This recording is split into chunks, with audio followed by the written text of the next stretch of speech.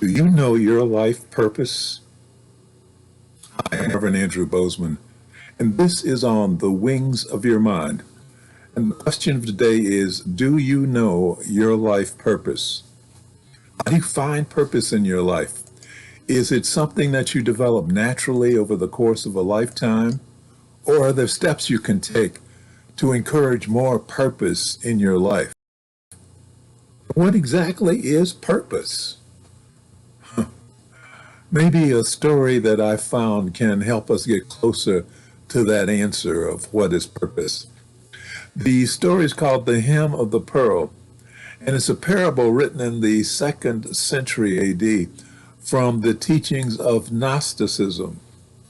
Now, Gnosticism is a collection of religious ideas and systems that were part of early Christianity. And it emphasized the personal spiritual knowledge above orthodox teaching, traditions, and authority of traditional religious institutions, in other words, the church. Gnostics considered the principal element of salvation to be direct knowledge of the supreme divinity, or direct connection to God, or some esoterical insight. Gnosticism, I'm afraid, was later declared heresy by the church and outlawed. But several books from the Gnostic teachings were left out of the Bible and were put into something known as the apocryphal teachings, which are known as the hidden teachings. And this parable that I'm going to share with you is from the book called The Acts of Thomas, which was one of the Gnostic teachings. Again, it's called The Hymn of the Pearl, and it's written in the form of a long poem, which I'll paraphrase here. Okay, so the hero of the story is a young prince who is the absolute delight of his parents, and his parents are the king of the east and the queen of the dawn. Now, the prince is lovingly outfitted when he gets old enough with provisions and sent on a voyage to Egypt, the hero's journey. His task is to find the one pearl that lies in the sea next to a loud-breathing serpent. Upon his return with the treasure, he will become the heir to his parents' kingdom. Now, the prince makes this journey to Egypt, arduous journey. It's not a direct route. He's got to go through some trials and tribulations to get there. But finally, he gets to Egypt, and he settles down near what is known as the serpent's lair. And what he wants to do is he hopes that he can snatch the pearl while the beast lies sleeping. So in the meantime, since he's going to be, excuse me, he puts on Egyptian clothing so he can fit in. He doesn't want to look suspicious, and tries to fit in. But the locals, of course, immediately figure out who he is, or figure out that he's not from there. And so they decide to disarm him, if you will. They offer him food. But when he eats the food, it's drugged. So he forgets that he's the king's son, and he loses all memories of why he's even there, and he sinks into a deep sleep. Way back home, his parents become aware of what is happening to him through their advisors, and they're greatly worried. So they write a magnificent letter to him to arouse him from his sleep and to remind him of who he is, and also the purpose of his journey, which is to get the pearl, return home, and take his place in the kingdom as the next in line to rule with wisdom and compassion. So that's what he's after. So the letter they write takes the form of an eagle. And the eagle flies to their son, and he speaks the message of truth to the son. Okay. So the eagle speaks. Now, the rhythmic sounds of the eagle's wings and the beautiful voice of the eagle awakens the prince. And now he remembers who he really is. He also realizes what he's there for. And he also, very importantly, realizes that the words of the letter are already written in his heart.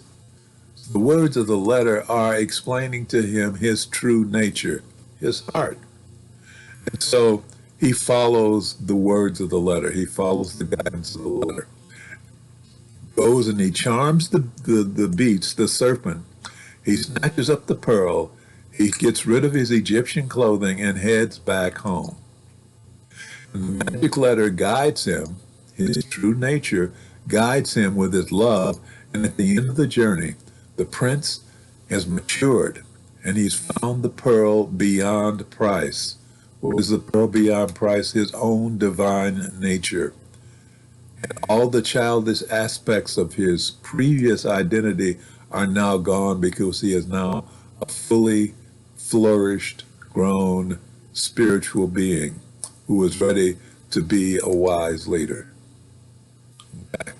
So although this story is in the form of a romantic story with situations and quests that are in no way familiar to us in our lives, the story is really our story. We are the children of the Most High God who have come into this faraway land to find our truth, the pearl of great wisdom, the pearl of great value. So in the process, we take on the clothing of the land, which is a physical body, in order to fit in. And then we eat the food and forget who we are and why we're here. Instead, we fall into a deep sleep of forgetfulness, unconsciousness, and we actually believe that we belong here. But our Father, Mother, God sends us messages to awaken us and lead us back to who we really are, so that we may rise as fully empowered spiritual beings to claim our rightful place in the heavens. So that's the story. Please click on the thumbs up button. If you haven't already done so, please choose to subscribe. Remember, I would love to hear your thoughts, comments, and questions. So please use the chat box below. No, the chat box is on the right, or the comments section below. So, the message of truth was from God in order to awaken us and let us know the truth of our being. The truth of our being is what? We are individualized expressions of infinite intelligence. We are spiritual beings having a human experience. A human experience. But we have forgotten who we really are. We are spiritual beings having a human experience. We came here for a purpose. Our lives are an important part of the fabric of life here on this planet. We are significant. We are important. Even though we think we're insignificant, we actually are significant. We just need to figure out where it is that we fit in. We need to figure out what is our purpose here on earth. What is our purpose? So why is purpose so important? Well, most of us spend our lives reacting to situations that are thrust upon us.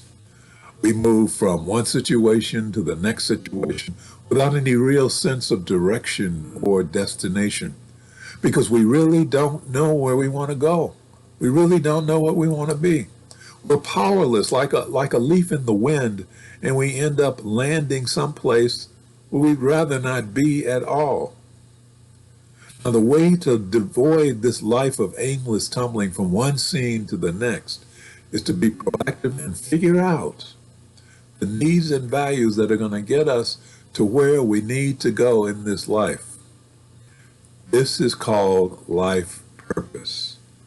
Our life's purpose is what we're out to find out. So life purpose is actually necessary for life. It actually is for life, for our health, for our longevity.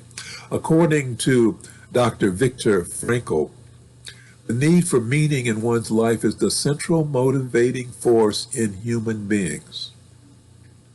The central motivating force in human beings.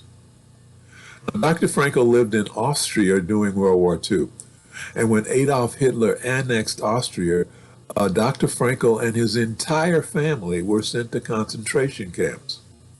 It was in those concentration camps that his father, his mother, his brother, his wife all died, along with many other people, millions of other people.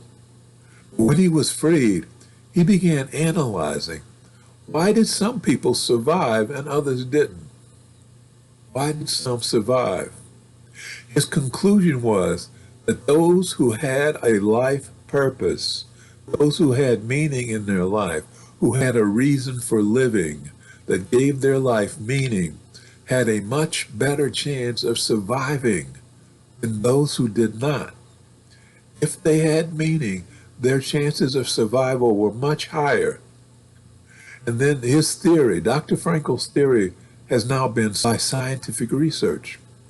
Numerous studies have shown that finding your purpose in life is linked to living longer.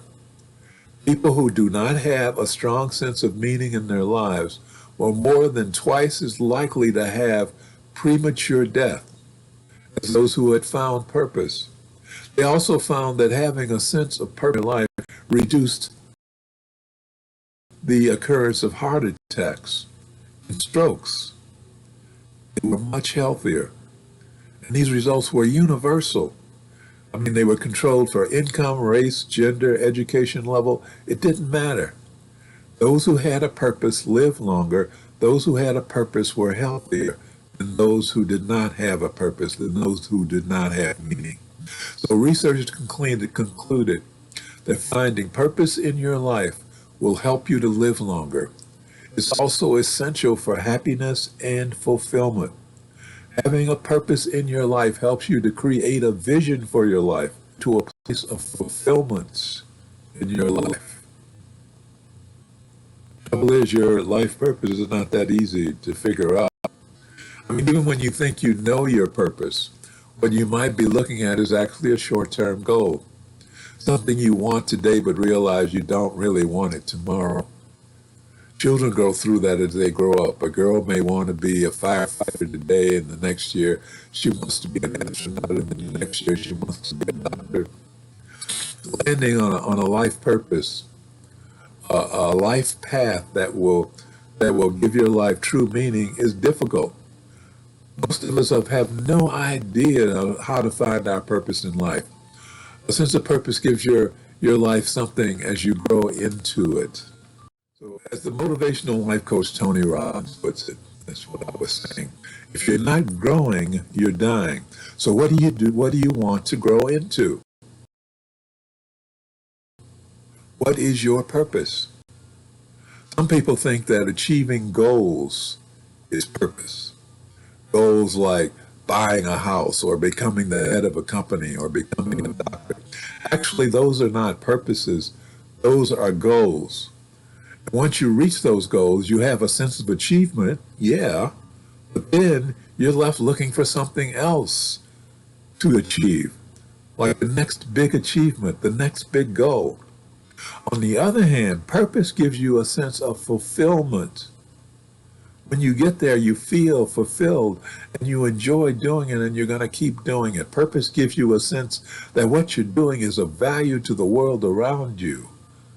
A doctor who seeks to be a healer can find fulfillment even if he or she doesn't get rich doing it.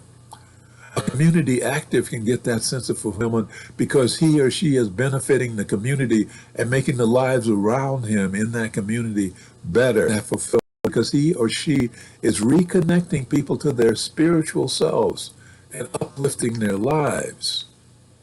A professional football player can get that fulfillment, not when he plays the game, but when he creates an organization that educates and mentors children to lead them on a more constructive life path.